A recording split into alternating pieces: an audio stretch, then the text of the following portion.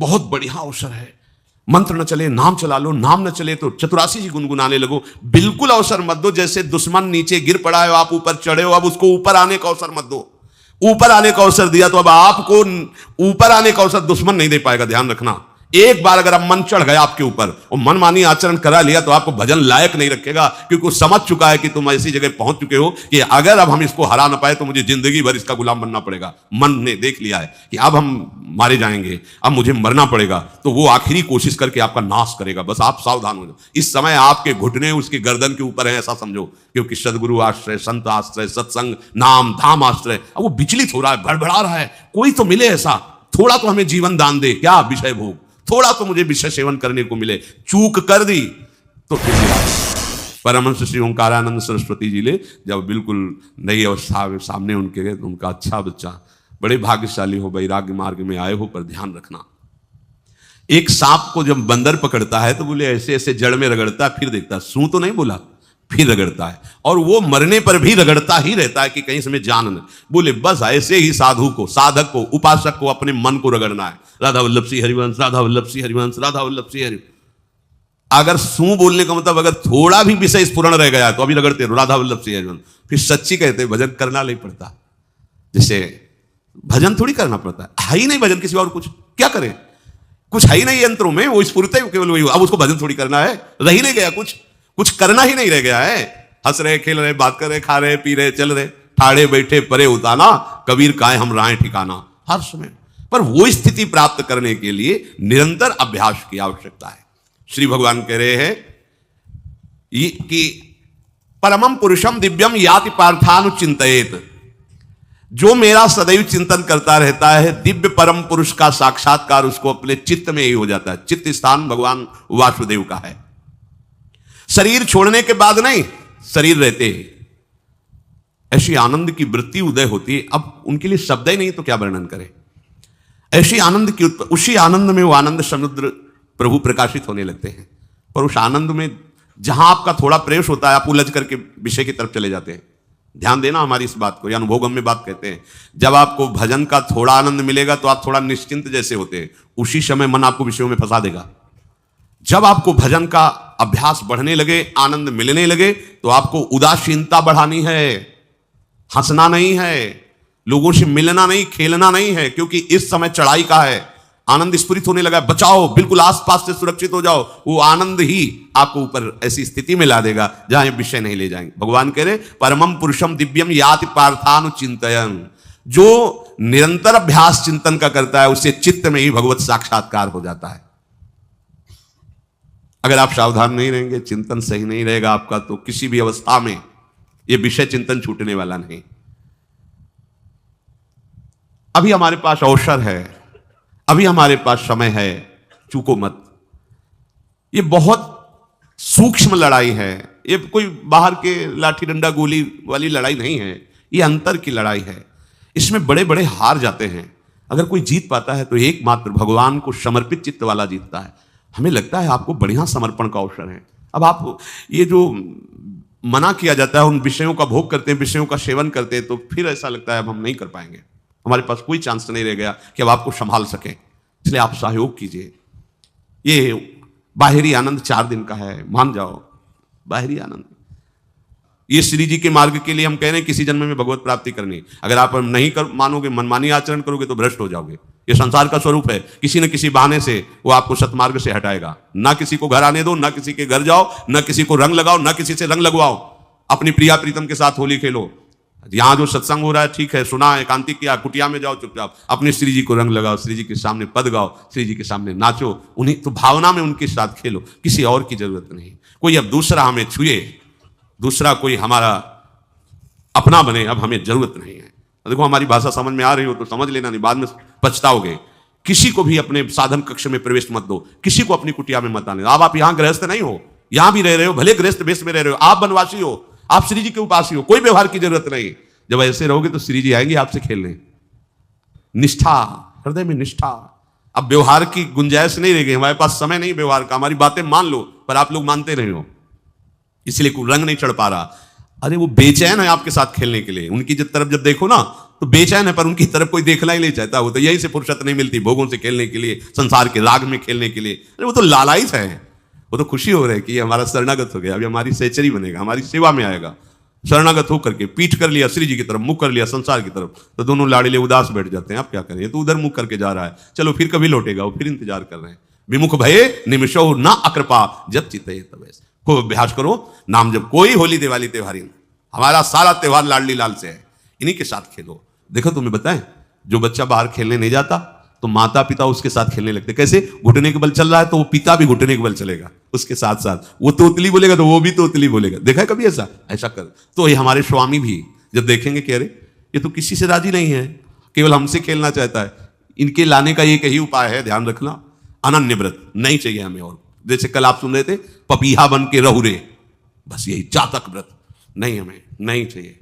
अगर हमारे रंग पड़ेगा तो लाडली लाल का पड़ेगा, हम खेलेंगे तो लाडली लाल के साथ खेलेंगे, नहीं तो अब आजीवन नहीं खेलेंगे, आजीवन नहीं खेलेंगे। अगर हम पाएंगे तो इनकी जूठन पाएंगे, नहीं तो प्राण त्याग देंगे। जिएंगे तो वृंदावन में जिएंगे, नहीं जीवन। ये व्रत चाहिए। काहे को व्रत समय नष्ट कर रहे हो? धारण करो अनन्य निष्ठा का व्रत। इनको अपनी तरफ आकर्षित करने के लिए अनन्यता ही व्रत है। रसना कटो जो अन रटो, निरखियन फुटो नयन, श्रवण फुटो जो अन सुनो श्री राधा जसमैन। कोई भी सत्संगी कोई व्यसन न करे, अन्य किसी से संपर्क न करे, खूब पद गाओ, खूब नाचो, अपना दरवाजा कुटिया का बंद करके खूब रो, नाचो, खेलो, कूदो, उन्हीं से वो खेलने लगेंगे। उनको चैन नहीं है आपके सिवा, आप चैन से रह रहे हो। हमारे प्रिया प्रीतम आपका इंतजार कर रहे हैं, तभी आप पर हेतु की कृपा की। ये बात अंदर की समझो। प्रिया प्रीतम अंदर से आपको बहुत प्यार करते हैं, पर हम देखते हैं कि आप प्रिया प्रीतम से प्यार नहीं करते। आप संसार की तरफ बढ़ते जा रहे हो, हाथ फैला खड़े, मेरी तरफ आ जा। ये हमारे भगवान नहीं है, ये हमारे लाडली लाल है।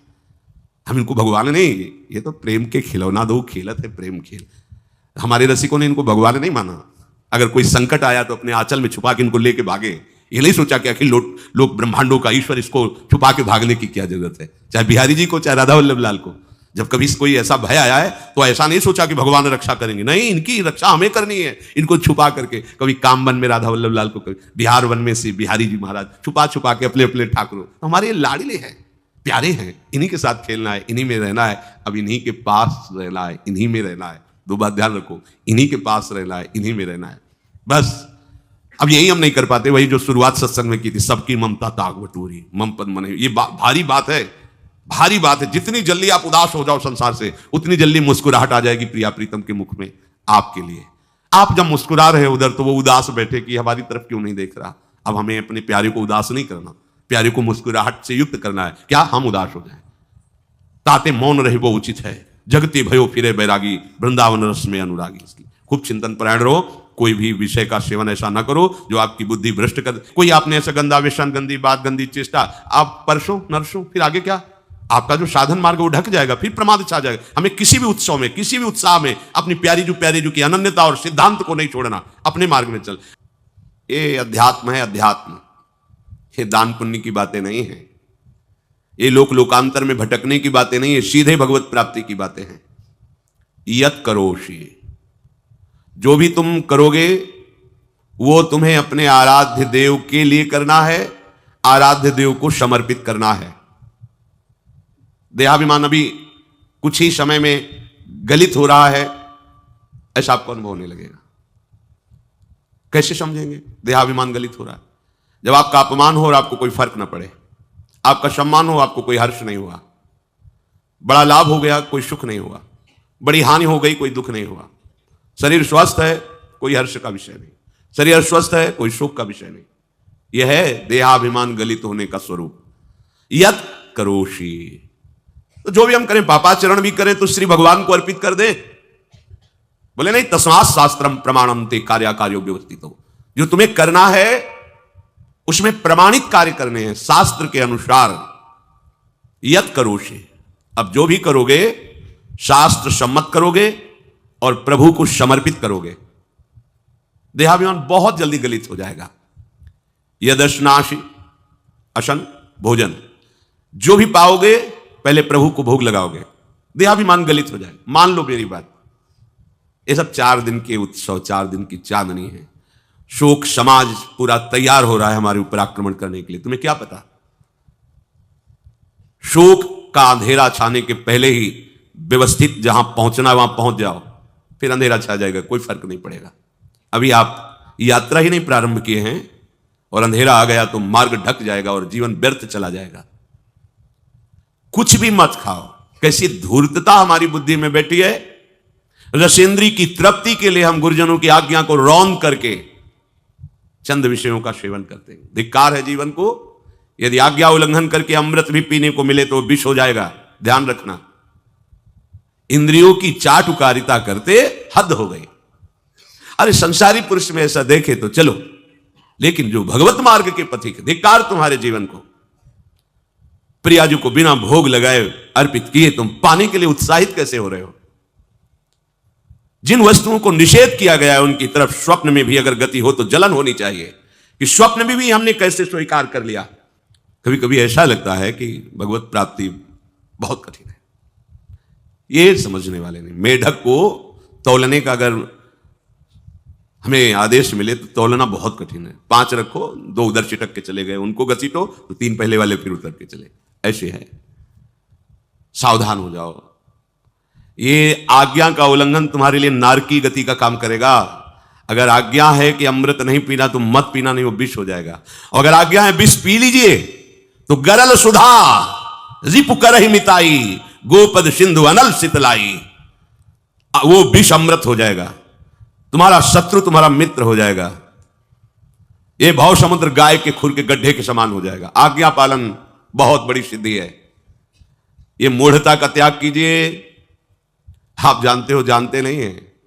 नहीं, तुम नहीं जानते हो, तुम्हें वो जान रहे हैं। अगर तुम अपना आनंद चाहते हो, सुख चाहते हो तो आज्ञा पालन करो, इसी से देहाभिमान गलित होगा। तुम्हारी एक एक वृत्ति उस सर्वात्मा प्रभु बैठे देख रहा है और उन्हीं की रिझाने के लिए तो तुम्हें मानव देह मिली, भगवत मार्ग मिला। ये ध्यान रखो, एक बार भी बिना भोग अर्पित किए हुए जो पाओगे वही तुम्हारी बुद्धि भ्रष्ट कर देगा। देख लो आंख खोल के कैसे बुद्धि भ्रष्ट होती है। वो अपने आराध्य देव इष्ट देव की ही निंदा करने लगता है, आराध्य देव इष्ट देव के विपरीत चलने लगता है। ये बुद्धि गिरी मतलब सर्वनाश। जो शास्त्र में कहा गया है, कामः संजायते क्रोधा क्रोधा स्मृति विभ्रमा स्मृति भ्रंशात् बुद्धिनाशो, बुद्धिनाश को ही कहा गया प्रणश्यति, नष्ट हो गया, वो किसी काम का नहीं। यत करोषि, जो भी कर रहे हो वो प्रभु के लिए हो और प्रभु को अर्पित करो। यदश्नाशि, जो भी असन भोजन करते हो, जो भी तुम्हारी जिह्वा में जाए, अगर तुम इसी जन्म में भगवत प्राप्ति करना चाहते हो तो बिना भोग लगाए मत पाना, मान लीजिए। फिर कह रहे यज्जुहोषि, जो भी तुम हवन का तात्पर्य होता है भागवतिक कार्य करते हो वो प्रभु को अर्पित कर दो,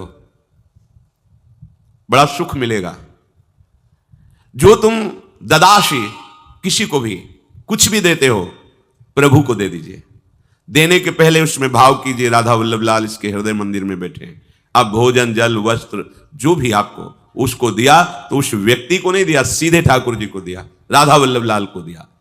यह तपस्याशी, जो भी तुम तपस्या कर रहे हो, काम वेग को सह रहे हो, क्रोध को सह रहे हो, गर्मी सर्दी सह रहे हो, अनुकूलता प्रतिकूलता सह रहे हो, ये भी प्रभु को अर्पित कर दो। भगवान आदेश कह रहे हैं तत्कुरुष्व मदर्पणम, ये सब मेरे को अर्पित करने का मतलब मेरी पूर्ति नहीं हो जाएगी, तेरी पूर्ति हो जाएगी। भला ये सब नदियां समुद्र में गिरना बंद कर दें तो समुद्र घट जाएगा क्या? यद्यप समुद्र प्राकृतिक है, चिदानंद नहीं, भगवान तो चिदानंद समुद्र है। कोई भी नदी चाहे बाढ़ युक्त जाके गिरे या गिरना बंद कर, समुद्र में कोई फर्क नहीं पड़ता। इसीलिए सेवक जी ने कहा है मांगो मन मनुष्य दास अपनी कर, पूर्ण काम सदा हृदयम। हे पूर्ण काम प्रभु, यद्यपि आपको मेरी जरूरत नहीं है पर मैं अपने लिए मांग रहा हूं कि अपनी दासी बना लीजिए।